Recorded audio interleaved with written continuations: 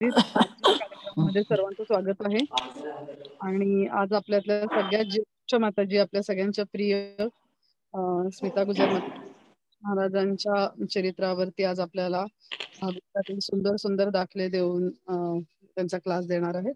तर मी स्मिता गुजर माताजींना विनंती करते की त्यांनी आपला क्लास सुरू करावा. हरे कृष्ण. ओम अज्ञानतिमिरान्धस्य ज्ञानाञ्जनशलाकया चक्षुरुन्मीलितं येन तस्मै श्रीगुरुवे नमः. श्रीचैतन्ये मनोभीष्टं स्थापितं येन भूतले स्वयं रूप कदा मह्यं ददाति स्वपदान्तिकं. वन्देऽहं श्रीगुरो श्रीयुतपदकमलं श्रीगुरु वैष्णवांश्च. श्रीरूपं साग्रजातं सहगणललितं श्रीरूपं साग्रजातं सहगण रघुनाथान्वितं तं सजीवं स्वाद्वैतं सावधूतं परिजनसहितं कृष्ण चैतन्य देवं श्रीराधा कृष्णपादान् सहगण ललिता श्रीविशाखान्वितांश्च. नमो विष्णुपादाय कृष्णपृष्ठाय भूतले श्रीमते भक्ति वेदांत स्वामिनिति नामिने. नमस्ते सारस्वते देवे गौरवाणी प्रचारिणे निर्विशेष शून्यवादी पाश्चात्य देशारणे. श्री हे कृष्ण करुणा सिंधो दीनबंधो जगतपते वेश गोपिका कांत राधा कांत नमोस्तुते. तप्त कांचन गौरांगी राधे वृंदावनेश्वरी वृषभानुसुते देवी प्रणमामि हरिप्रिये. वाञ्छाकल्पतरुभ्यश्च कृपा सिन्धुभ्य एव च पतितानां पावनेभ्यो वैष्णवेभ्यो नमो नमः.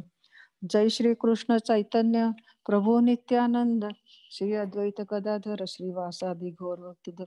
हरे कृष्ण कृष्ण कृष्ण हरे हरे हरे राम राम राम हरे हरे.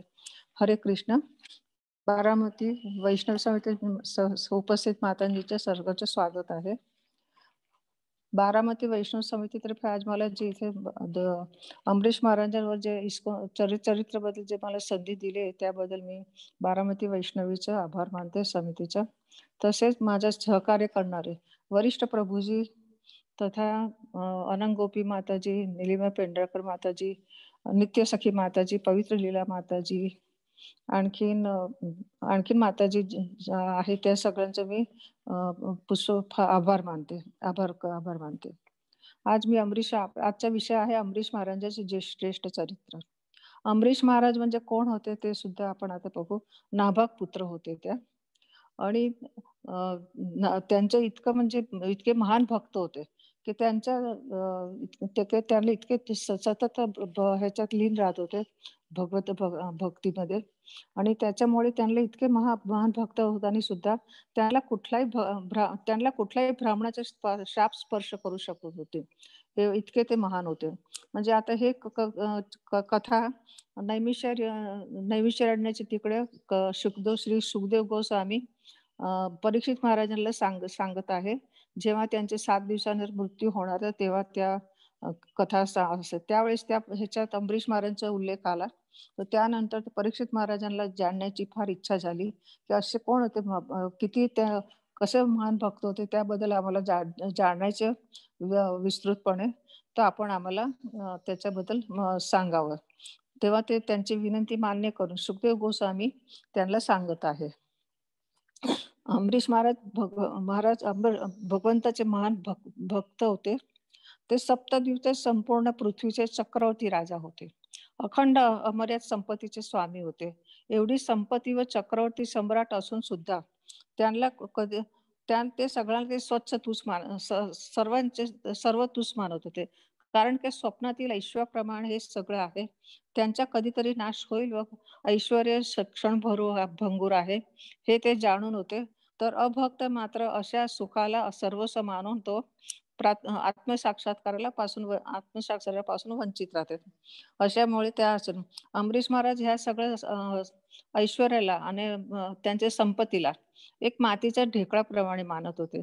जसं की मातीचे ढेकळ आपण वरनं फेकलं तर खाली फेकल्यावर ते चक्काचूर होतं, मातीच्या रूपांतरच होते ते, असं ते मानत होते. अमरीश महाराज पूर्ण पुरुषोत्तम भगवान वासुदेव तसेच साधू असलेला त्यांच्या भक्तांचेही भक्त मानत होते. त्यांना आपल्या शरीराची पूर्ण इंद्रियाला भगवंत सेवाला लावली होती.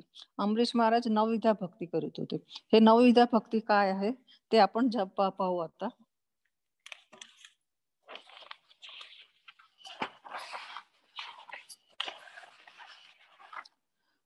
हरे कृष्ण.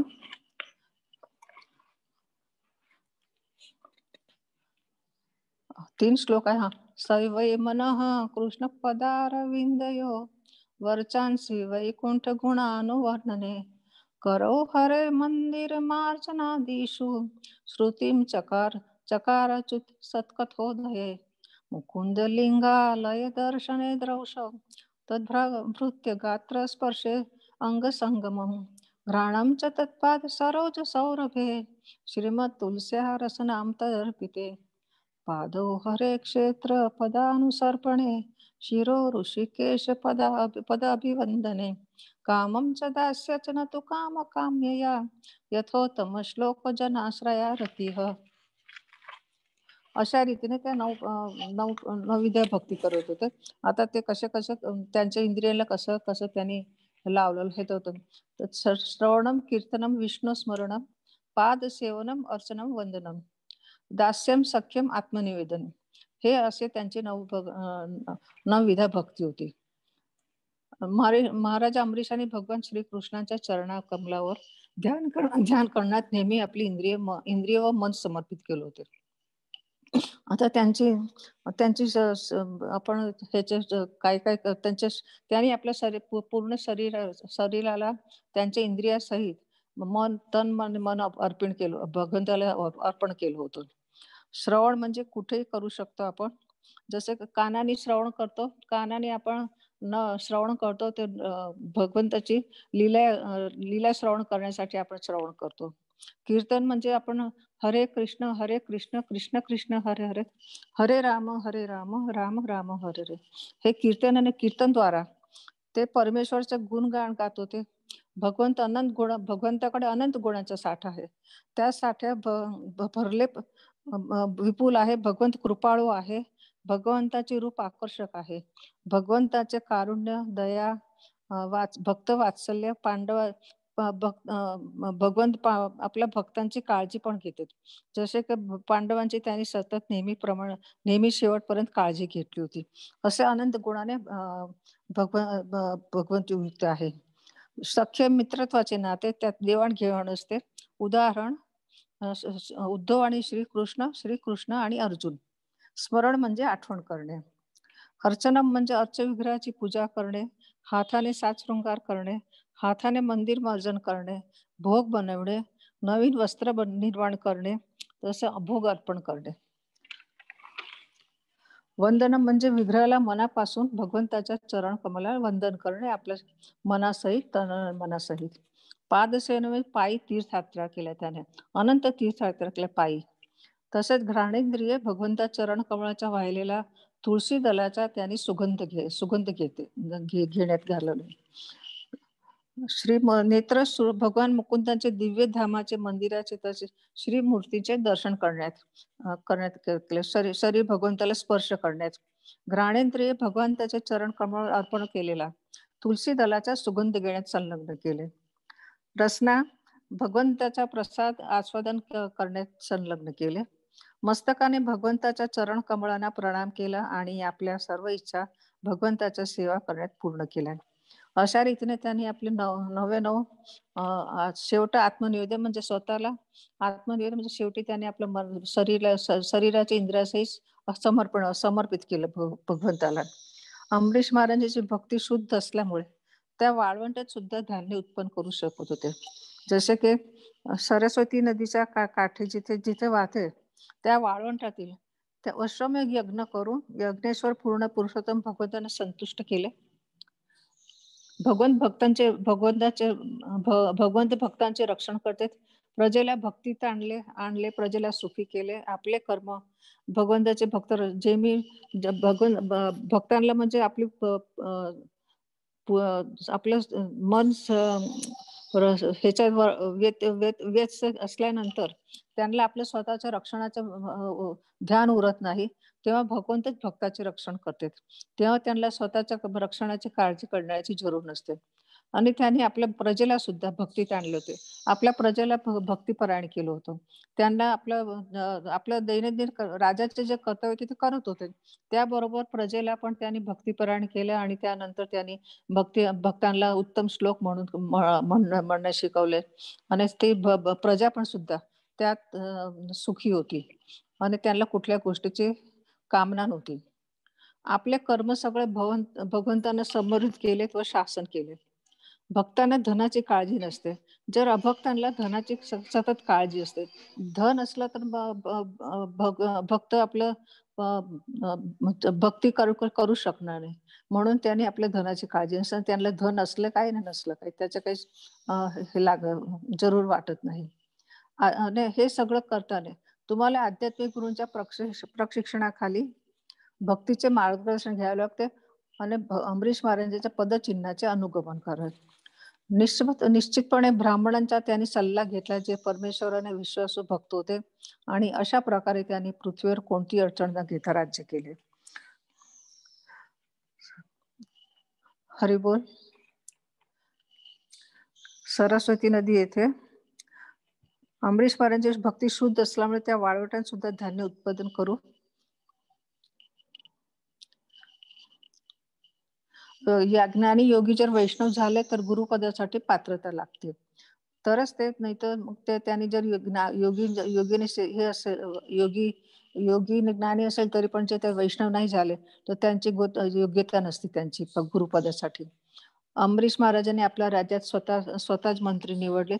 सरस्वती नदी काठी वाळूमध्ये पीक घेतले त्यांनी. तिथे त्यांनी वशिष्ठ, असित, गौतम यासारखा महान यजमानांनी हे यज्ञसत्र पार पाडले. त्यात त्यांना विपुल प्रमाणात ऐश्वर्य आणि उत्तम सामग्रीचा उपयोग करण्यात आला. तसेच ब्राह्मणाला सुद्धा प्रचूर दक्षिणा देऊन संतुष्ट केले. कलियुगात असा वेदोक्त यज्ञ करण्यासाठी योग्य याज्ञिक ब्राह्मणाची आवश्यकता असते. पण आता कलियुगात असे ब्राह्मण मिळणार नाहीत, म्हणून कलियुगात चैतन्य महाप्रभूने संकीर्तन यज्ञ करायला सांगितले आहे. यज्ञ संकीर्तन प्रारजंती ही सुमेधसः. भगवंताच्या संतुष्टीसाठी यज्ञ कर्म करायला हवा. सुयोग्य रीतीने जर यज्ञ नाही केले तर पुरेशा प्रमाणात पाऊस पडणार नाही. यज्ञात भवती पर्जन्यः. यज्ञ जर लोप पावला तर पाऊस पडणार नाही.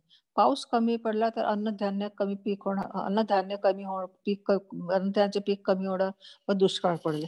दुष्काळ पडला तर आपलं पशु पक्षी मनुष्य आणला उपाशी राहतील आणि यामुळे त्यांना लोकांना पोटभर भोजन पण मिळणार नाही.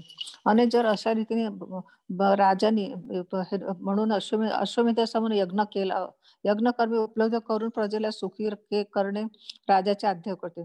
आणि अशा कर्तव्यामुळे ब्राह्मणाच्या चरित्रार्थ यज्ञातील दक्षिणामुळे मिळाल्यामुळे चांगल्या रीतीने त्यांचं चरितार्थ चालू शकतील. अमरीश महाराजांना वशिष्ठ, असित आणि गौतम आदी ब्राह्मणाकडून यज्ञ करून घेतले व पूर्वी सांगितल्याप्रमाणे ते सदैव भक्तीत तल्लीन राहायचे. इथे एक गोष्ट सांगावी वाटते की अमरीश महाराजांनी वाळवंटात सुद्धा धान्य उत्पादन केले. हे राजाचे कर्तव्य. त्याच्याबरोबर ह्या सगळ्या करताना त्यांच्यावर त्यांची भक्तीची पण जोड होती.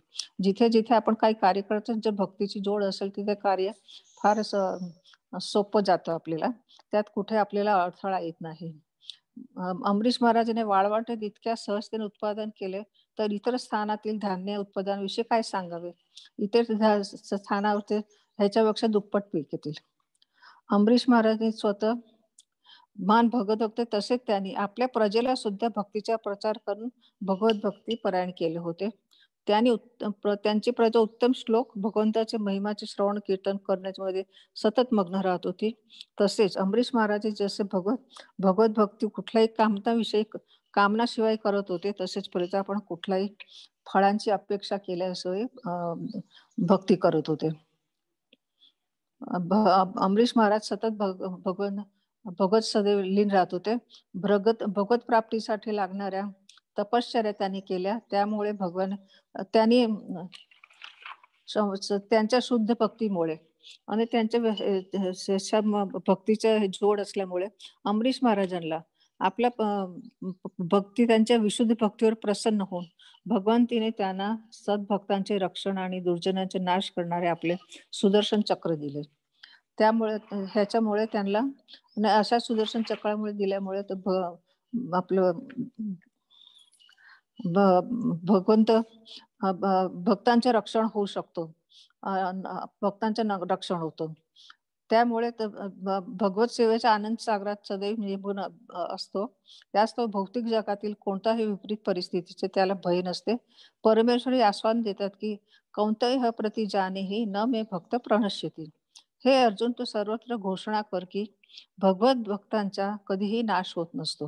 गीतामध्ये 9.9 अध्याय 31वा श्लोक आहे.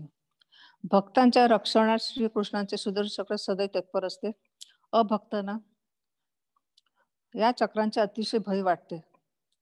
अमरीश महाराज सतत भक्तिमय सेवेत होते आणि तरी देखील त्यांच्या राज्यात कोणताही संकटाचे भय नव्हते, कारण की प्रजा अत्यंत भक्तिरत होते. आरी राधा ईश्वर कृष्णम महिषा तुल्यशीलया युक्त हे संवत्सरम वीरो दधार द्वादशी व्रतम महाभिषेक विधीना सर्वोपस्कर संपदा अभिषाच्या अंबरा कल्पै गंधर्माल्या हरणदेवी. अमरीश महाराजांची पत्नी त्यांच्याप्रमाणे गुणवान आणि शीलवान होती. ज्या संसारात पती पत्नी दोघंही अध्यात्मवादी असेल तर ते घर स्वर्गासारखे सुख अनुभवतो आणि त्यांची संपत्ती पण सद्गुणी व अध्यात्माकडे कल असतो त्यांचा. अमरीश महाराजांनी आपल्या पत्नीसह 1 वर्षासाठी कृष्णाच्या आराधनासाठी एकादशीचे आणि द्वादशीचे व्रत करण्याचा निश्चय केला. आता असं करता करता त्यांच्या एकादशी द्वादशी व्रत पूर्ण पुरुषोत्तम भगवंतांना संतुष्ट करणारे आहे. ज्यांना कृष्ण भावनेत प्रगती करावायची असेल त्यांनी नियमितपणे एकादशी व्रत करावे. ज्यांनी त्यांची भक्ती दृढ होते आणि त्यांना त्यांचे पुण्य संचवते. अशा करता करता त्यांचे द्वादशीचे व्रतासाठी पाळण्याची वेळ आली. आता त्यांनी व्रत संपल्यानंतर त्यांनी वृंदावनला मधुवनात त्यांनी 1 मिनिट. या व्रतात समाप्तीच्या वेळेस दोघे पती पत्नीने 3 रात्रीपर्यंत उपवास केला आणि नंतर यमुनेत स्नान करून मधुवनात पूर्ण पुरुषोत्तम भगवान श्री हरींची आराधना केली. अमरीश महाराजांनी विधीप्रमाणे अचल विग्रहाला अभिषेक घातला आणि त्यानंतर श्री विग्रहाला उत्तम वस्त्रे, अलंकार, सुगंधी पुष्पमाळा इत्यादी उपचार अर्पण केले. भक्तिभावाने मन एकाग्र करून त्यांनी भगवान श्रीकृष्णांचे तसेच भौतिक वासनापासून सर्वथा मुक्त असणाऱ्या महाभाग्यशाली ब्राह्मणाचे पूजन केले. त्यानंतर अमरीश महाराजांनी त्यांनी घरी आलेल्या अतिथ्यांना दान धर्म केले. ब्राह्मणांना संतुष्ट केले. ज्यांची शिंगे सुवर्णाने आणि खोरे मढविले होते अशा 60 कोटी गाय त्यांनी दान केल्या. या सर्व गायींच्या पाठीवर भरचाली झुली घातल्या होत्या, तसेच त्या पुष्कळ दूध देणाऱ्या होत्या. या गायी वयाने लहान, सुंदर, स्वभावाने सौम्य आणि सावत्स होत्या. गायीचे दान दिल्यावर राजाने प्रथम ब्राह्मणाला यथेच भोजन दिले आणि सर्व संतुष्ट झाल्यावर अमरीश महाराजांनी त्यांच्या ब्राह्मणाच्या अनुमतीने एकादशी व्रताचे पाळणे करण्याचे ठरविले.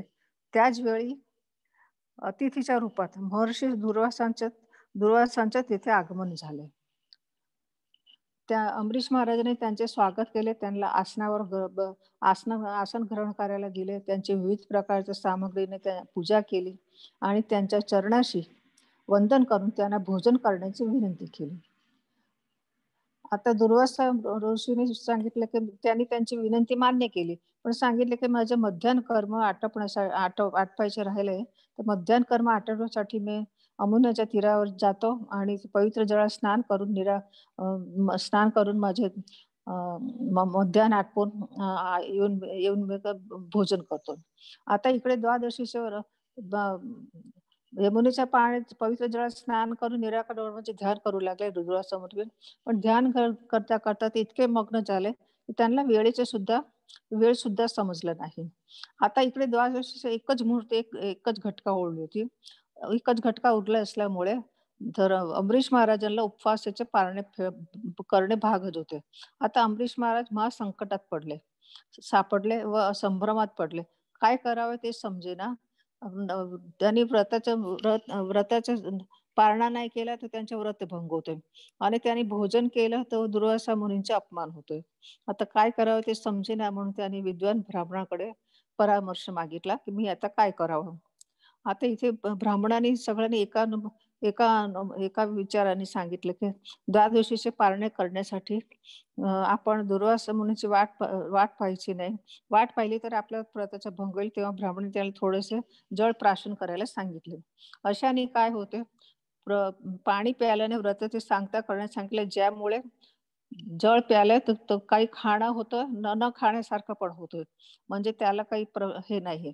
आणि आपला राजकीय नेते सुद्धा जसे उपोषण करतात काही वेळेस, पण उपोषण करते पण त्या पाणी पितात, म्हणजे त्यांनी म्हणजे खाल्ल्यासारखं पण होते न खाल्ल्यासारखं. म्हणून त्यांनी जळप्राशन करायचे ठरवले. आता त्यांनी भगवंताचे भगवंताचे नाम घेत घेत आपलं जळप्राशन केले आणि जळप्राशन केल्यावर मनात पूर्ण भगवंताचे ध्यान करीत अंबरीश महाराज महर्षी दुर्वासाची वाट पाहू लागले. दुर्वास मुनी आपले नित्यकर्म आटपून यमुना तीरावरून परत आले. त्यावेळी अंबरीश महाराजांनी त्यांचे आनंदपूर्वक स्वागत केले. परंतु दुर्वास मुनीने योगसिद्धेच्या बळावर जाणले की आपल्या अनुमतीविना महाराजांनी जळप्राशन केले आहे. आता दुर्वास मुनी भुकेले होते. आता भुकेले असल्यावर त्याने हे जाणून त्यांचा क्रोध अनावर झाला. त्यांचे अंग थरथर कापू लागले.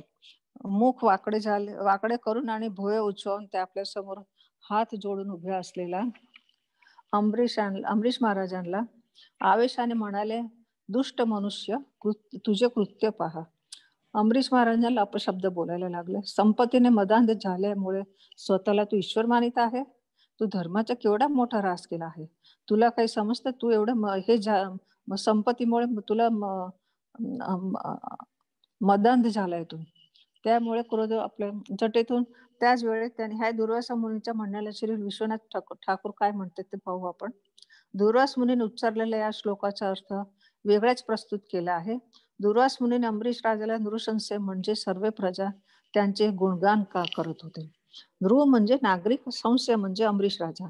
स्वतः दुर्वास मुनी ऋषी म्हणत होते, संपत्तीच्या मदामुळे व स्वतःला ईश्वर समजत होते. श्री विश्वनाथ चक्रवर्ती ठाकूर याचा असा अर्थ लावतात की अंबरीश महाराजांकडे एवढी संपत्ती असून ते उन्मत्त झाले नाहीत, कारण त्यांना महाराजांकडे एवढी संपत्ती असून त्याने भौतिक ऐश्वर्याच्या मदावर विजय संपादन केला होता. ईशमानिना याचा अर्थ असं ते असं करतात की महाराज पूर्ण पुरुषोत्तम भगवंताचा इतका आदर करीत होते की त्यांनी एकादशी व्रताचे पारण करण्याच्या नियमाचे मुळीच उल्लंघन केले नाही. परंतु दुर्वास मुनीचा असा ग्रह झाला की जळप्राशन करून राजाने अपराध केला आहे. या गोष्टीला श्री विश्वनाथ चक्रवर्ती ठाकूरांना महाराजांच्या कृतीस पूर्ण अनुभव दिले आहे. म्हणजे विश्वनाथ चक्रवर्ती ठाकूरला काही अयोग्य वाटत नव्हते, कारण की त्यांचं खबरच होतं. त्यांनी दुर्वासा मुनीने दुसरा वेगळा अर्थ लावला होता. त्याच्यामुळे त्यांना अनुमोदन दिले अंबरीश महाराजांना.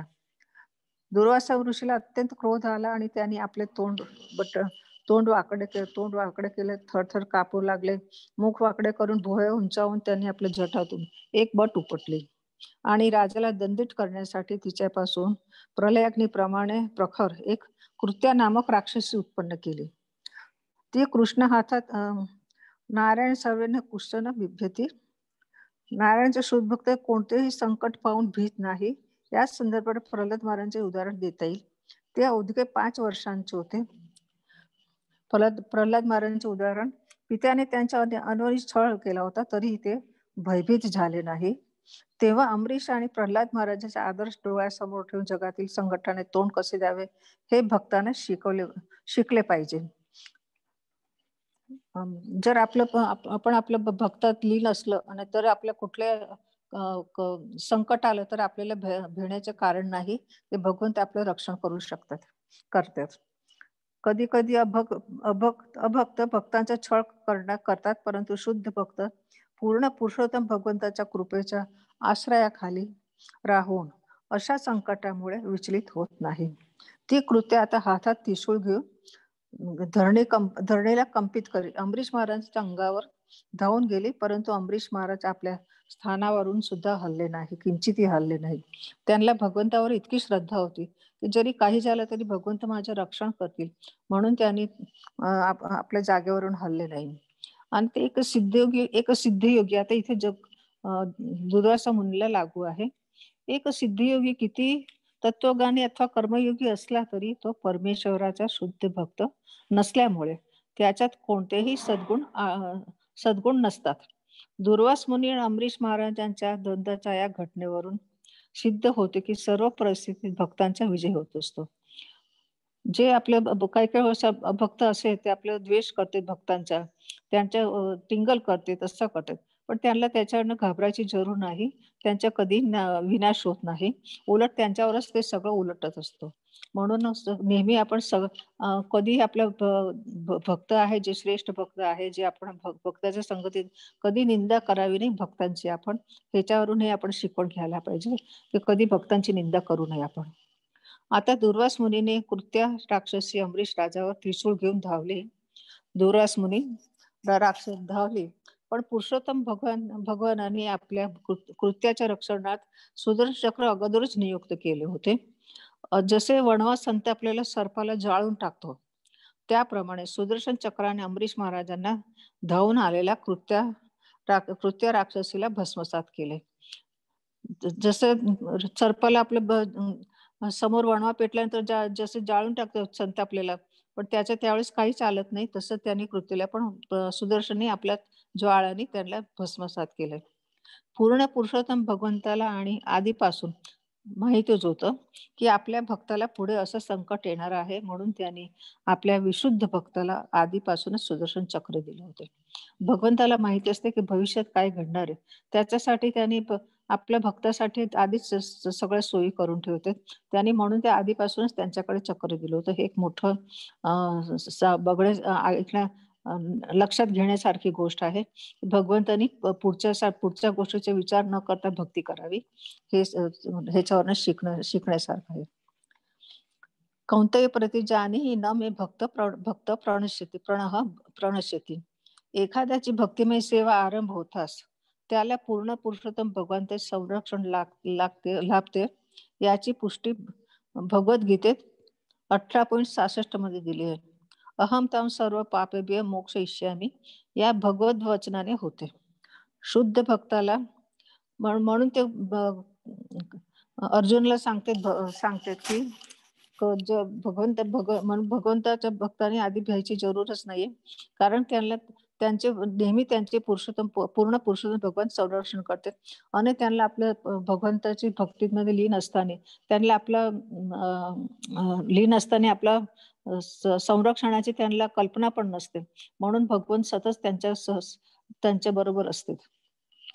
अहम त्या सुशित भक्ताला त्वरित संरक्षण देता येते. भगवत इतके दयाळू आहेत की ते भक्ताला योग्य मार्गदर्शन आणि सर्वतोपरी संरक्षण देतात.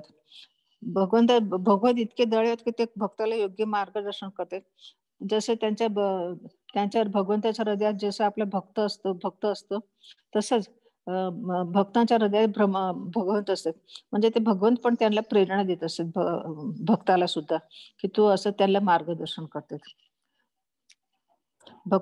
भक्ताला भगवंताच्या संरक्षण बाह्य त्रासापासून भीती नसते. तसेच ज्याप्रमाणे एखादा क्रोधी सर्प फुतकारे मारीत चावण्याच्या पावित्र्यात असून ही समोर वणवा पेटलेला पाहून इतका हतबल होऊन जातो, त्याप्रमाणे भक्ताचा शत्रू कितीही बलवान असला तरी भक्तिमय सेवेच्या वणवा समोर तो एका संतापलेला सर्पाप्रमाणे असतो. आता दुर्वास मुनीला आपला प्रयत्न व्यर्थ गेलाय असं जाणवलं, कारण की सुदर्शन चक्र आपल्यावरच उलटले आहे असे पाहून दुर्वास मुनी अत्यंत भयभीत झाले आणि आपले प्राण वाचवण्यासाठी दाही दिशांना पळत सुटले. कुठे कुठे नाही गेले ते आपण बघावं. वाचवण्यास दाही दिशाने पळत सुटले. जसे प्राण भयाने पळणाऱ्या सर्पाच्या मागे धगधगत्या ज्वाळांनी वणवा पेटावा, त्याप्रमाणे पुरुषोत्तम भगवंताचे चक्र जवळजवळ त्यांच्या पाठीला स्पर्श करीत होते. आणि हे पाहून ते सुमेरी पर्वतातील गुहेत गेले. तर तिथे सुद्धा करायला सुसाट वगैरे धावत सुटले. तरी पण पर्वतातील गुहेत सुद्धा त्यांना सुदर्शन चक्राने पाठ सोडली नाही. तस स्वतःच्या संरक्षणाकडे दुर्वास मुनी वाट फुटेल तिकडे धावत सुटले. ते आकाशात, पृथ्वीवर, गुहामध्ये, समुद्रात, त्रैलोक्यातील विविध लोकपालांच्या ग्रहावर, अगदी सर्व लोकातील गेले, पण ते जेथे जेथे जात होते तेथे ते त्यांना प्रखर ज्वाळाने युक्त अशा सुदर्शन चक्र दिसत होते. स्वतःचा प्राण वाचवण्यासाठी भयग्रस्त अंतःकरणाने इकडे तिकडे धावत सुटले, परंतु त्यांना कोठेच आश्रय नाही मिळाला. त्यांना आपलं प्राण न मिळाल्यामुळे ते शेवटी ते ब्रह्मदेवापुढे जाऊन म्हणाले. त्यांना शेवटी कुठेच जागा उरली नाही. तेव्हा त्यांनी आपलं ब्रह्मदेवापुढे जायचे विचार केला, जायचं मनात ठेवलं आणि ते ब्रह्मदेवापुढे जाऊन म्हणाले, हे विधाता, हे ब्रह्मदेव, पूर्ण पुरुषोत्तम भगवंतांनी सोडलेला तेजोमय सुदर्शन चक्रापासून माझे संरक्षण करा. दुर्वासामुनी वैकुंठात ब्रह्मदेवाने नकार दिला. शिवजी देखील नकार दिला. श्री ब्रह्मवाच,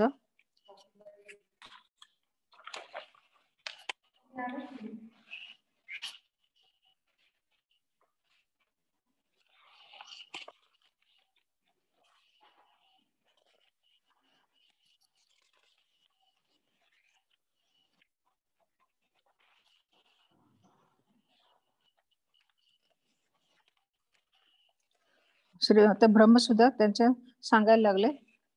श्री ब्रह्मवाच, स्थानम मदीयम स विश्वमेतत् क्रीडावसाने द्विपरात संज्ञे भ्रूभृंग मात्रेण हि संधिधक्षो कालात्मनो यस्य तिरो भविष्यति अहं भवो दक्ष भृगुप्रधानाः प्रजेश भूतेश सुरेश मुख्याः सर्वे वै यज्ञियं प्रपन्ना मूर्धान्यपीठं लोहितं वहम्.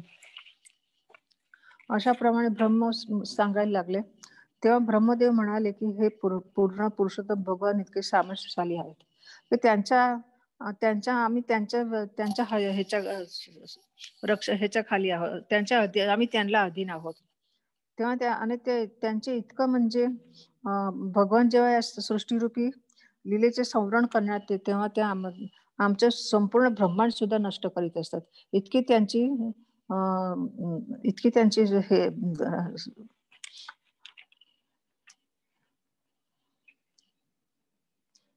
नष्ट करीत असतात. माझ्यासं त्या म्हणजे ब्रह्मा असं पण म्हणते की मी स्वतः भगवान शंकर, तसेच दक्ष, भृगु आणि तत्सम महान प्रजापती, जीवांचे शासक मनुष्य, समाजाचे शासक आणि देवगणांचे शासक, आम्ही सर्व त्या पूर्ण पुरुषोत्तम भगवंताच्या अधीना विष्णूंना शरण जातो. त्यांच्या समोर नतमस्तक होऊन सर्व जीवांसाठी कल्याणकारी असल्यास त्यांच्या आज्ञा आम्ही पाळीत असतो. आम्ही त्यांच्या आज्ञेखाली आहे, आम्ही त्यांना अधीन आहोत, म्हणजे आम्ही तुमचं रक्षण करू शकत नाही असे रीतीने म्हटल्यानंतर त्या शिवजीकडे जाते, महादेवाकडे जाते. भगवद्गीतेत म्हटलं आहे की मृत्यू स्वहरश्चायहम, जेव्हा पूर्ण पुरुषोत्तम भगवान मृत्यूच्या रूपात अथवा काळाच्या परम नियंत्रक रूपात येतात तेव्हा ते सर्व काही हरण करीत असतात.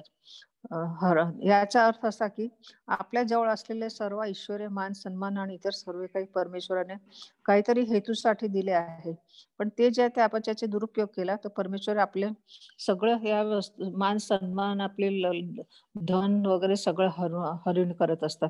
त्याच्यामुळे आपण नेहमी भगवंताची भक्ती करावी आणि उलट कोणाला साप वगैरे देऊन भक्तांच्या कधी आपण अवहेलना करू नये. त्यांची परमेश्वराच्या आज्ञाचे पालन करणे हे एका शरणागत जीवाचे कर्तव्य. अशा दुर्वासाचे रक्षण करण्यासाठी ब्रह्मदेवाने सुदर्शन चक्रापासून नकार दिला. ब्रह्मदेव आता त्यांना प्रश्न पडला का आता मी काय करावं. मग ते आता विचार करतात मी आता शिवजीकडे जातो.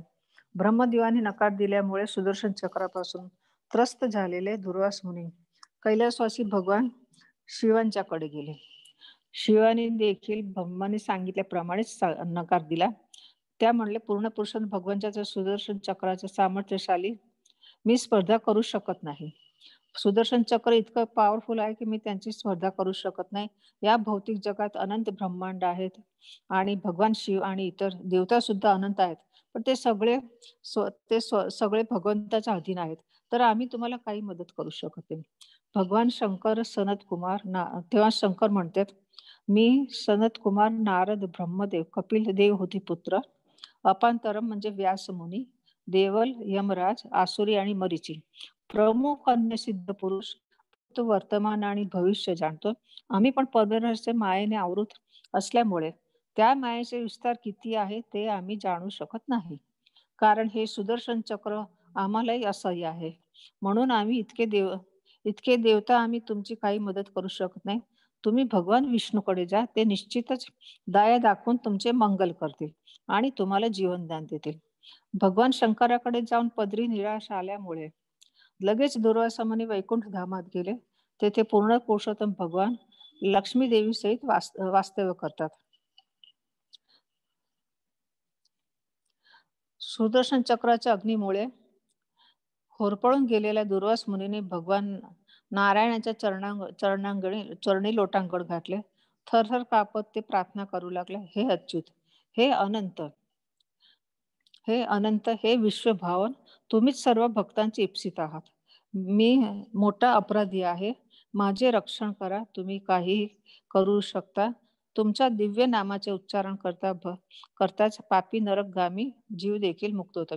आता इथे सुद्धा त्यांना इतके स्तुती केली आणि पूर्ण पुरुषोत्तम भगवंताची, की त्यांनी त्यानंतर सुद्धा त्यांना म्हणजे पापी शेवटी एवढं पण तुमचं नाव उच्चारता फक्त पापी नरकगामी सुद्धा जीव देखील मुक्त होतो.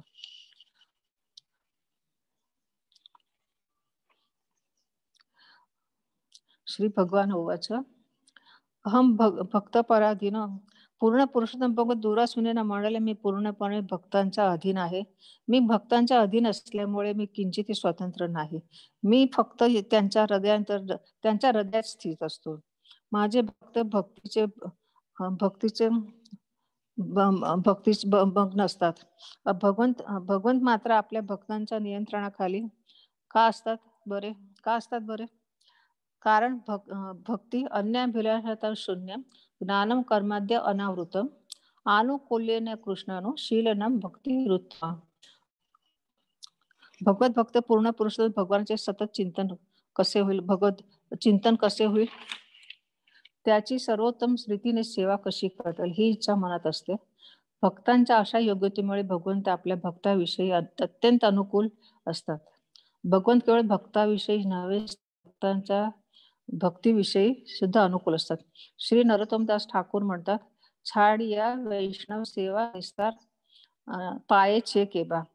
भक्तांच्या सेवक झाल्याविना भवबंधनातून सुटका होणे शक्य नाही.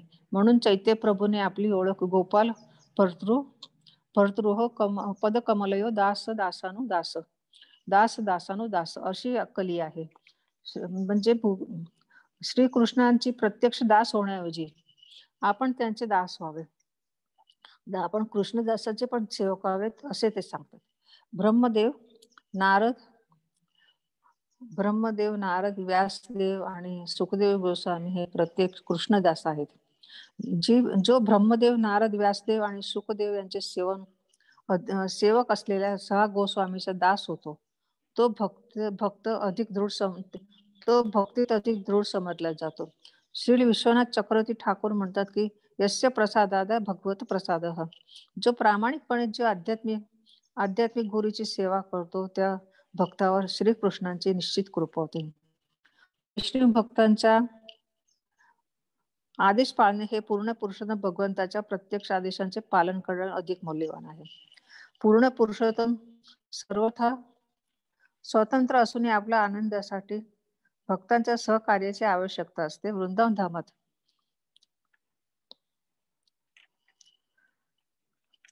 धामात भगवान श्रीकृष्ण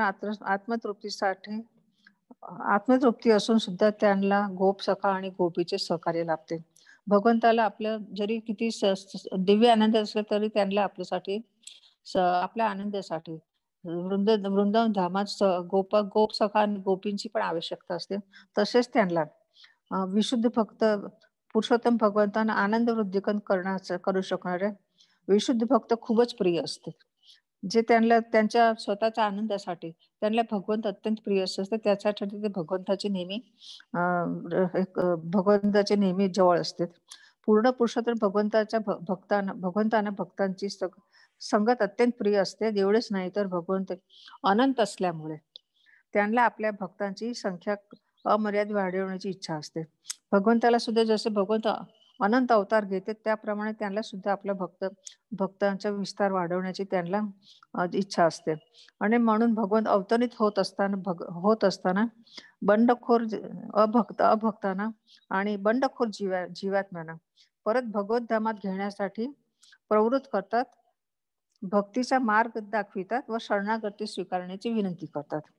हा कृष्ण भावनामृत संघ म्हणजे शुद्ध भक्तांची संख्या वाढवण्यासाठी आहे. तसे या प्रयत्नात जे कोणी भगवंताची सेवा करून संतुष्ट करतात ते परमेश्वराला आपल्या भक्तीच्या साहाय्याने नियंत्रण ठेवतात. भगवंत षडेश्वरपूर्ण असूनही भक्तीच्या संगतीविना त्यांना आनंद होत नाही. उदाहरण, एका धनवान मनुष्याला पुत्र नसला तर तो सुखी नसतो, पण तो सुखासाठी एक मुलगा दत्तक घेतो. असापर्यंत आपली इच्छा पूर्ण करतो. आता भगवंत दुर्वासा मुनींना सांगतात की तू त्वरित अमरीश महाराजांची माफी माग आणि महाराजांचा अपराध करून आत्मदेष्टा प्रकट केला म्हणजे तू तुझे तेज तू भक्तांच्या समोर आणतो तेव्हा ते त्याच्यावर उलटतो. जो शुद्ध साधू शुद्ध भक्तांचे कधी अनिष्ट करत नाही. अभक्तांना सदैव वैष्णव भक्तांची सदैव द्वेष असतो. अभक्त मनुष्य स्वतःच्या भगवत भक्तांचा सुद्धा द्वेष करतो. उदाहरण, हिरण्यकशिपू हा भक्तराज प्रल्हादाचा पिता होता, परंतु त्या प्रल्हादाचा द्वेष केल्यामुळे हे नाशांचे कारण ठरले आणि हिरण्यकशिपू प्रल्हादाचा वध करण्यास निघाले तेव्हा भगवंत स्वतः प्रकटले आणि हिरण्यकशिपूचा वध केला. वैष्णवांची सेवा केल्यामुळे जे काही आपण पुण्य कमवतो ते एकत्र होऊन ते भक्तांचा पुण्य संचय असतो. म्हणून दुर्वासा मुनी ब्राह्मण असून सुद्धा पण त्यांना सिद्धयोग असले तरी त्यांनी अमरीश महाराजांसारखा शुद्ध भक्तांचा अपमान केला होता, म्हणून ते संकटात सापडले होते. आता वैष्णवांची सेवा सुद्धा पुण्य संचयाचे. दुर्वासांनी आधी विचारलं असतं तर हे काही घडलंच नसते. जर आधी विचारलं असतं तर पुढे त्यांना स्वतःचा प्राण वाचवण्यासाठी 10 दिशांना पळावं लागलं नसतं. ब्रह्माजीकडे जावं लागलं नसतं, शिवजीकडे जावं लागलं नसतं, तसंच पूर्ण पुरुषोत्तम भगवंताकडे सुद्धा जावं लागलं नसतं. ब्राह्मणासाठी तप आणि विद्या कल्याणकारी आहेत, परंतु तोच ब्राह्मण जर नीतीने नाही वागला तर तेच तप आणि विद्या त्याच्यासाठी अत्यंत घातक असते. जर ब्राह्मण आपले तप आणि विद्या त्यांच्यासाठी कल्याणकारी असेल, पण तोच ब्राह्मण जर नीतीने नाही वागला तर त्यांच्यासाठी ते अत्यंत घातक असते. नीतीने वागणे गरजेचं, नाहीतर तप विद्या कठोर. दुर्वास मुनी भगवंत म्हणताय तू नाभाग पुत्र अमरीशाकडे जा व अमरीशला संतुष्ट केलेस तर तुला शांती प्राप्त होईल. भगवंत म्हणतात मी भक्तांच्या अधीन आहे. आपण या प्रसंगावरून आपण धडा घेऊ शकतो की भगवंत ब्रह्मदेव आणि शंकर आणि इतर देवता भगवंताच्या नियंत्रणात आहे. भगवंत स्वतः त्या भक्तांचा छळ करणाऱ्याला दंड करतात. अशा अपराधाला ब्रह्मदेव आणि शंकर सुद्धा सुरक्षा प्रदान करू शकत नाही. आता दुर्वास मुनीला अभयदान. नीतीने दुर्वास मुनी अमृत लोटांगण घालतात. दुर्वास मुनी त्वरित अमरीश महाराजांकडे व त्यांच्या चरणी लोटांगण घातले. अमरीश महाराज हे पाहून अगदी लज्जित झाले. अमरीश महाराज स्वभावाने नम्र आणि मृदू स्वभावाचे असल्यामुळे त्यांनी त्वरित मुनींच्या दुर्वास मुनीच्या सांगण्यावरून त्यांनी अग्नीपासून वाचवण्यासाठी स्तुती करू लागले सुदर्शन चक्राची. सुदर्शन चक्र हे भगवंताच्या कटाक्ष असून अखंड सृष्टी निर्माण करतात. सुदर्शन चक्राला सहस्रावधी आऱ्या आहेत. आता अमरीश महाराजाला सुदर्शन चक्राची इतकी स्तुती केली त्यांनी की त्याच्यामुळे त्यांना स्तुती करत राहिले. त्याच्यामुळे आपल्याला वाटतं की किती त्यांनी म्हणजे सुदर्शन चक्राचे किती महत्व आहे ते आपण आपले जाणू शकतो. सुदर्शन चक्राची स्तुती सतत करीत राहिले. तुम्ही अत्यंत सामर्थ्यशाली सूर्य आणि सर्वत्र नक्षत्र मंडळाचे अधिपती आहात. तुम्ही 5 इंद्रिय विषय शब्द, स्पर्श, रूप, रस आणि गंध इंद्रिय आहात. अशा रीतीने अमरीश महाराज त्या सुदर्शन चक्राच्या महानताविषयी ऐन प्रकारे वर्णन करीत आहे. तुम्ही पूर्ण पुरुषोत्तम भगवंतांची मूळ दृष्टी आहात. कृपया ब्राह्मण देवांना आश्रय प्रदान करून त्यांचे मंगल करा. इथे एक गोष्ट सांगावीशी वाटते की अमरीश महाराज त्यांचे किती जरी अपशब्द बोलले होते तरी सुद्धा त्यांनी पण त्यांना देव मानून ब्राह्मण देव म्हणून त्यांचा उल्लेख केला आहे. स्वतःला हीन म्हटले तरी पण त्यांचे मंगल कामना त्या करीत आहे. म्हणजे त्यांचे हे मोठेपण आहे. त्यांचे म्हणजे हे इथे दाखवतात की म्हणजे आपण एक किती मान द्यायचे एक ब्राह्मणाला आणि आपल्याकडे अतिथी म्हणून आले तर त्यांची आपण किती मंगल कामना करायची, त्यांच्यासाठी कुठलाही अपशब्द काढत नाही. सुदर्शन म्हणजे शुभ दर्शन. वेदांमध्ये असे म्हटलं आहे की या भौतिक जगाची निर्मिती पूर्ण पुरुषोत्तम भगवंतांच्या नेत्र कटाक्षातून होत असते. स एकशत स असृजत. पूर्ण पुरुषोत्तम भगवंतांनी महत्त्व अथवा संपूर्ण भौतिक शक्तीवर एक कटाक्ष टाकला आणि त्यात क्षोभ उत्पन्न होऊन सर्व काही अस्तित्वात आले. पाश्चात्य तत्वज्ञान असे विधान करतात की मुळात एक गोळा होता ज्यात स्फोट होऊन सर्व काही उत्पन्न झाले. म्हणजे पाश्चात्य लोकांचे म्हणणं आहे. आपण जर या गोळ्याला महत्त्व मानले तर या गोळ्याला भगवंताच्या नेत्रांनी हे संपूर्ण सृष्टी उत्पन्न झाली आता असं आपलं म्हणणं आहे. भगवंताच्या चक्राला सुदर्शन म्हणायचे कारण की ते अपराधामध्ये अथवा असुरामध्ये उच्च नीचाचा भेद करीत नाही. दुर्वासा मुनी जरी शक्तिशाली ब्राह्मण होते हे निश्चित, परंतु त्याने अमरीश महाराज सारखे शुद्ध भक्तांचे अपराध करण्याचे त्यांचे कृत्य असुरांना शोभेल असोते. शास्त्रात म्हटले आहे की धर्म तू साक्षात भगवत प्रणित. पूर्ण पुरुषोत्तम भगवंताचा आज्ञा अथवा त्यांचे नियम म्हणजे धर्म होईल. धर्माचे नियम काय आहे तर म्हणजे धर्म तो साक्षात भगवत प्रणित. भगवंताची आज्ञा म्हणजे त्यांचे नियम म्हणजे धर्म. सर्व धर्मांपरित्यज्य माम एकम शरणं व्रज. पूर्ण पुरुषोत्तम भगवंतांना शरण जाणे हा जे धर्म होईल. अमरीश महाराज एक अत्यंत धार्मिक व्यक्ती असून त्यांच्या रक्षणासाठी सुदर्शन चक्र दुर्वास मुनींना दंडित करण्याची इच्छा होती. सूर्यचंद्र आणि अग्नीतील प्रकाश तत्वाचा उगम सुदर्शन चक्रापासून होतो. आपण श्रेष्ठ कनिष्ठ असा भेद आपण सुदर्शनाच्या प्रकाशामुळेच करू शकतो. हे सुदर्शन चक्र तुमची नाभी अत्यंत शुभ आहे. तुम्ही धर्मरक्षक आहात. असुरीसाठी तुम्ही धूमकेतू प्रमाणे आहात. तुम्ही त्रैलोक्यामध्ये रक्षण करते आहात तसेच दिव्य तेजाने युक्त आहात. मी तुम्हाला नम एवढं उच्चारून तुम्हाला प्रणाम करतो. म्हणजे एक एवढा नम शब्द उच्चारण सुद्धा आपण भगवंताला आपण हे भक्ती करू शकतो. त्याच्यामुळे पण आपले पाप जळू शकते. आता अमरीश महाराज सुदर्शन चक्र कसे आहेत याचे वर्णन करते. हे अच्युत प्रिय, तुम्हाला सहस्रावधी आऱ्या आहेत. हे जगतपते, तुम्ही सर्व अस्त्रांचा नाश करू शकता. तुम्ही पूर्ण पुरुषोत्तम भगवंताची मूळ दृष्टी आहात. माझा तुम्हाला नमस्कार असो व कृपया या ब्रह्मदेवांना आश्रय देऊन त्यांचे मंगल करा. अशा रीतीने अमरीश महाराज प्रार्थना करतात. इतक्या प्रमाणे सगळ्या रीतीने त्यांच्या प्रार्थना करून त्यांच्या दुर्वास मुनींच्या आश्रय देऊन त्यांच्या मंगल करा अशी कामना करतात. सुदर्शन चक्र सतत असुरांचे नाश करीत असल्यामुळे त्याला अधर्मशिला सूर धूमकेतू अर्थात अशा सर्व असुराकरिता अमंगल ग्रह असे म्हणतात.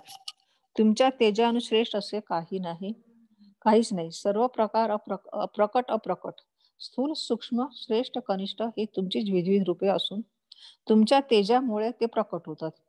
पूर्ण पुरुषोत्तम भगवंतांनी असुर खळांचा नाश करण्यासाठी आपले सर्व सामर्थ्यशाली अस्त्र म्हणून तुमची योजना केली आहे. म्हणजे भगवंतांनी सुद्धा सगळ्या असुरांचा नाश करण्यासाठी सुदर्शनाची योजना केली आहे. आमच्या संपूर्ण कुळाच्या उत्कर्षाकरिता या दीन ब्राह्मणावर कृपा करा. आता अमरीश महाराज आपल्या स्वतःच्या शेवटीच आपल्या स्वतःच्या कुळांच्या उत्कर्षाकरिता म्हणजे या ब्राह्मणाचं जे काही झालं तर मग आमच्या संपूर्ण कुळाचं त्यांचे कमी होईल, उत्कर्ष होणार नाही त्यांच्या, म्हणून त्या मूर्तीत कृपा करा. अंबरीश महाराज सुदर्शन चक्रांची स्तुती करताना म्हणत आहे की जर आमच्या कुळाचे सत्पात्री व्यक्तीला दान केले असतील, जर आम्ही यज्ञादी कर्मे संपन्न केली असतील, जर आमची विहित कर्मे योग्य प्रकारे केली असतील आणि जर आम्हाला विद्वान ब्राह्मणांचे मार्गदर्शन लाभले असेल तर त्याचे फळ म्हणून या ब्राह्मणांचे सुदर्शन चक्राचा तापातून मुक्त हो. म्हणजे आपले स्वतःचे सुद्धा त्यांनी आपलं जे काही आपले दान धर्म जे केले आहेत त्याचे काही चूक झाली नसेल तर तुम्ही त्याचे फळ म्हणून तुम्ही या ब्राह्मणाची सुदर्शन चक्रापासून मुक्तता करा. अंबरीश महाराज म्हणत आहेत की माझी दृष्टी सर्व जीवांप्रती स्वतःप्रमाणेच एकमेव द्वितीय सर्व गुणांचे आश्रय असे पूर्ण पुरुषोत्तम भगवान माझ्यावर प्रसन्न असतील तर दुर्वास मुनींना या सुदर्शन चक्राचा तापापासून सुटका हो. आता शेवटी ते आपले माझा जीव सगळ्यांप्रती एकच आहे आणि मी सर्व गुणांचे आश्रय असे पूर्ण भगवंत माझ्यावर प्रसन्न असेल तर तुम्ही आज दुर्वास मुनींच्या या सुदर्शन चक्राच्या तापापासून सुटका करा. शुक उवाच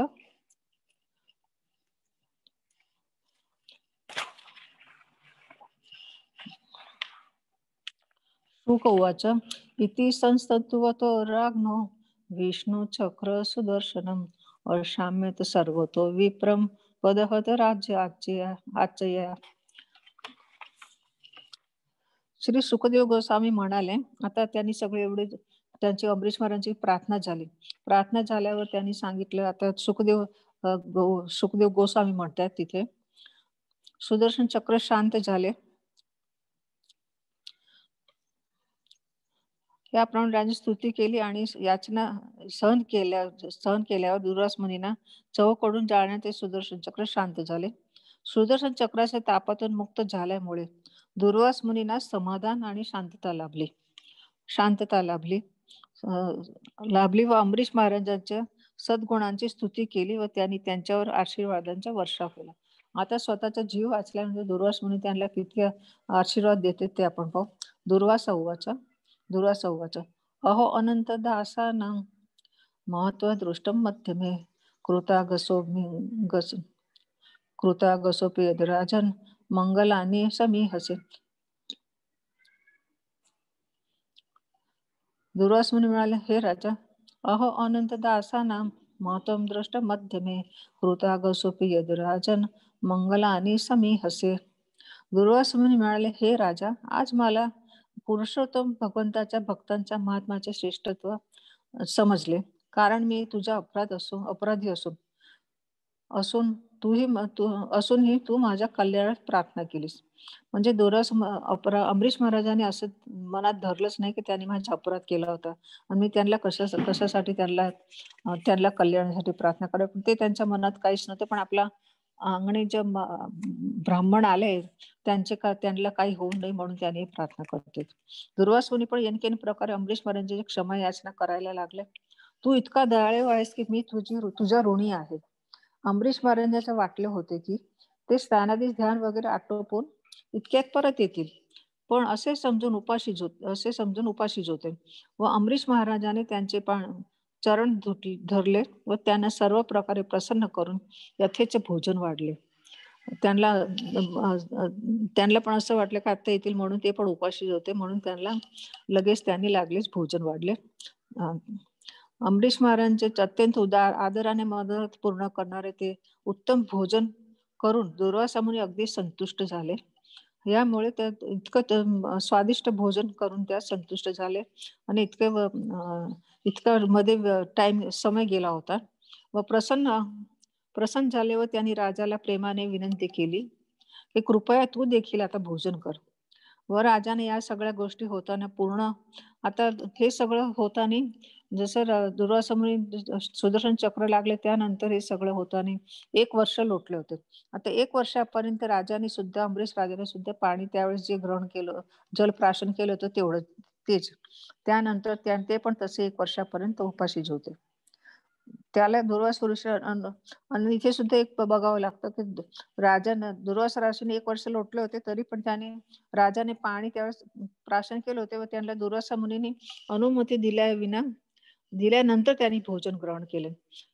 इथे एक सांगावंसं वाटतं की जेव्हापर्यंत दुर्वासा मुनीने अनुमती दिली नाही तेव्हापर्यंत त्याने भोजन घेतले नव्हते. परमात्मा साक्षात्कारीसाठी योग पद्धतीची आवश्यकता नाही, कारण वसुदेवांचे चिंतन करणारा भक्त सर्वोत्तम योगी घोषित केला गेला आहे. योगी नाम अपि सर्वेषां. ज्ञानाविषयी विचार करायचा तर वायुदेवांच्या भक्ताला सर्वश्रेष्ठ महात्मा संबोधले जाते. परम सत्याविषयी जे पूर्ण ज्ञान असलेला महात्मा असे म्हणतात, कारण की अमरीश महाराजांना परमात्मा, ब्रह्म, माया, भौतिक सृष्टी, वैकुंठ लोक यांचे ज्ञान होते व कुठे काय चालले आहे ते सुद्धा जाण होते.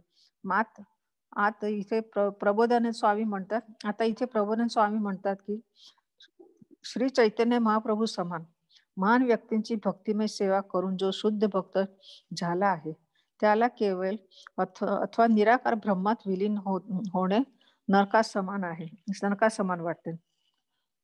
शुक उवाच.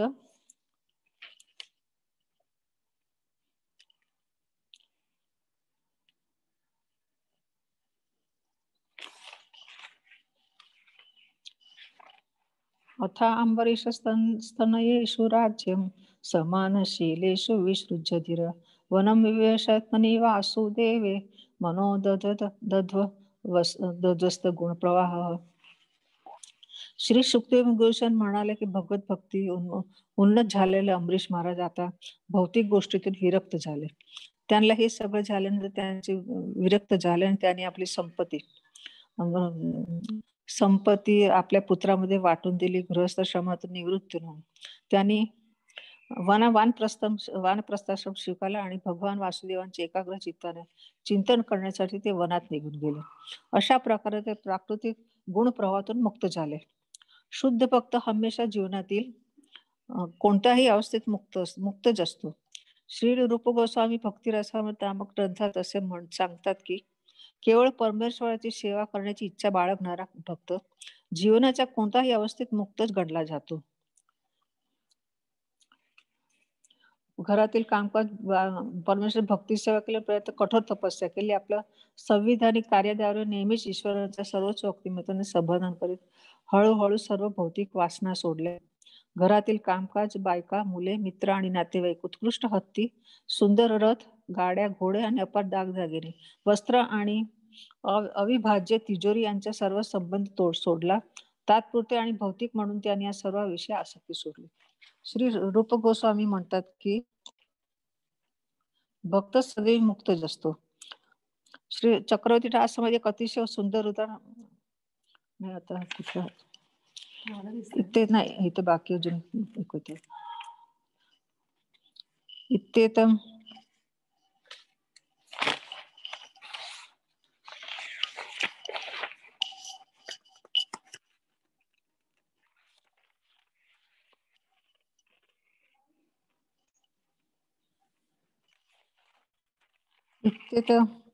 पुण्यम आख्यान अंबरीश भूपते संकीर्तन यांना अनुध्यायन भक्तो भगवतो भवेत.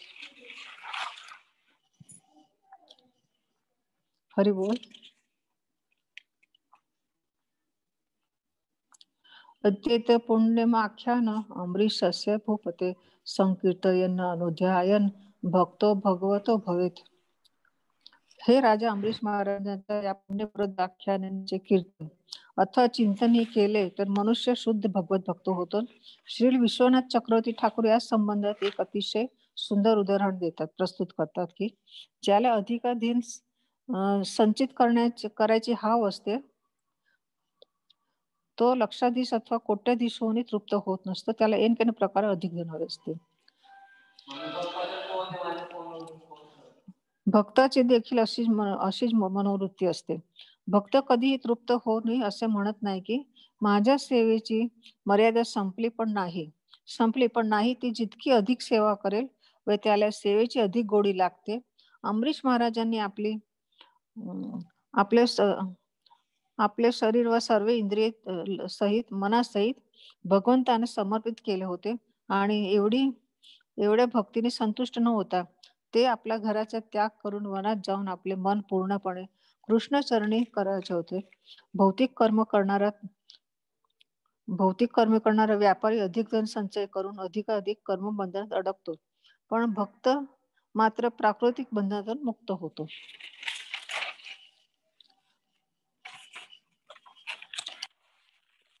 भक्ती तत्वावीत गोडी वृद्धीस लागते.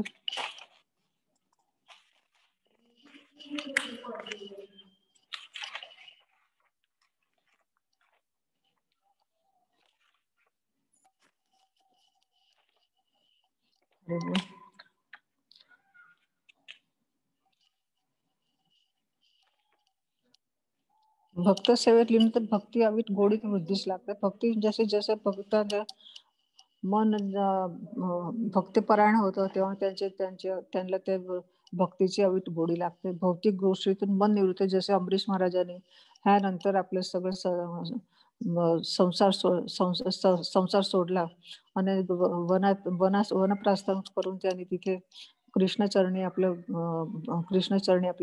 मन लावलं. त्याप्रमाणे भक्तीचे एक एक अंग जोपासून गृह कर्तव्य करून इंद्रिय भक्तीत लावावे. हरिनामाचा जप आश्रय घ्यावा. अजून एक श्लोक. श्रुतिफळ. अमरीशस्य चरितम ये शृण्वन्ति महात्मनः मुक्तिं प्रयान्ति ते सर्वे भक्तो विष्णु प्रसादतः.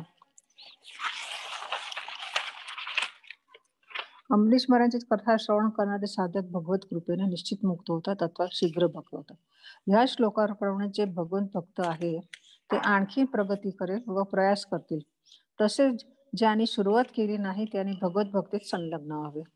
असं जसे की जे आता ज्या माताजी आहेत उपस्थित त्या सगळ्या मला वाटतं भगवत भक्तीत असतीलच, आणि जे नाही त्यांनी आपल्या भगवत भक्तीत जोडावे. जसे की 16 माळा करणे, भगवद्गीताचे वाचन करणे, श्रीमद भागवत वाचावे, वैष्णव भक्तांची संगत करावी.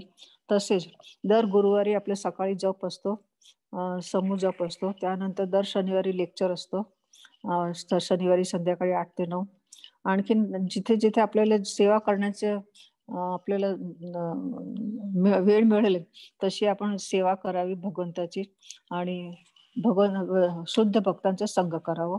आणि जसे आता माळा करायची तर आता लगेच काही 16 माळा होणार नाही, तर तुम्ही उद्या म्हणलं तर उद्या तो कधीच येत नाही. तर तुम्ही आज संध्याकाळपासून 1 ते 2 माळ तरी करावी, म्हणजे तुम्हाला लगेच त्याच्या सामने हळूहळू तुमचा जप वाढत जाईल, अशी माझी नम्र विनंती. आणि तुम्ही पण भक्तीचरणी भक्तीत भगवंताच्या भक्तीत यावं अशी माझी इच्छा, नम्र विनंती आहे. हरे कृष्ण कृष्ण कृष्ण हरे हरे, हरे राम राम राम हरे हरे. हरे कृष्ण. हा, एकच मिनिट. शरयू गवळी. हा माता हरे कृष्ण. हरे कृष्ण. आता ते आजचं लेक्चर खरंच खूप छान झालं आणि मला तुमचे खूप मनापासून आभार मानायचे. आणि खूप छान कथा सांगितलं तर अमरीश महाराजांचा आणि दुर्वासा मुनींचा खूप छान कथा सांगितल्या, आणि त्यांच्याकडून आपण म्हणजे शिकण्यासारखं आहे खरंच की ही वृत्तींगत आपण करू शकतो. असं त्यांच्याकडे पण आपल्या भक्तीमध्ये आपण प्रगती करण्यासाठी छान उदाहरण आहे. हरी बोल. आता मी शेवटचं श्रुतिफळ सांगितलं ना तुम्हाला, जसं की 16 माळा आजपासून तुम्ही सुरू करा, 1 नाही तर 2 करा. आता रोज आपलं 2:30 ते 5 किंवा 3 ते 5 पवित्र लीला माताजीकडे श्रीपंत भागवताचे वाचन होते. जर तुमच्याकडे संच नसेल तर तुम्ही ऐका नुसतं रोज, त्याने सुद्धा तुम्हाला भगवताची गोडी लागेल, भगवंताची. अशी माझी नम्र विनंती आहे तुम्हाला. हो माताजी, खरंच खूप छान वाटलं. आज मी खरं तर खूप दिवसांनी जॉईन झाले.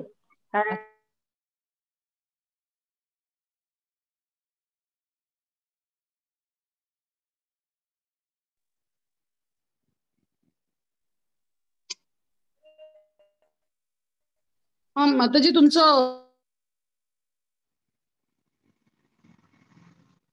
आहे गुजर माता. हरी बोल. हा बोला. हा हरी बोल. हे करा, झाले ना. हा काही नाही, खूप सुंदर लेक्चर झालं. आता सगळेजण सांगतीलच माताजी तुम्हाला. तुम्ही एवढ्या ज्येष्ठ वयामध्ये तुम्ही आम्हाला एवढे छान एक्झाम्पल सेट करून देताय. So thank you so much. तुमचं सहकार्य, तुमच्या शुभेच्छा सगळ्यांच्या आहे. ह्याच्यासाठी मला फार आनंद वाटतो, आनंद होतोय. आणि तुमच्याकडे असं सहकार्य मला मिळावं अशी मी अपेक्षा करते. हरिबोल माताजी. हरिबोल. उत्कृष्ट लेक्चर. थँक्यू. आभार. धन्यवाद. हरिबोल. खूप सुंदर.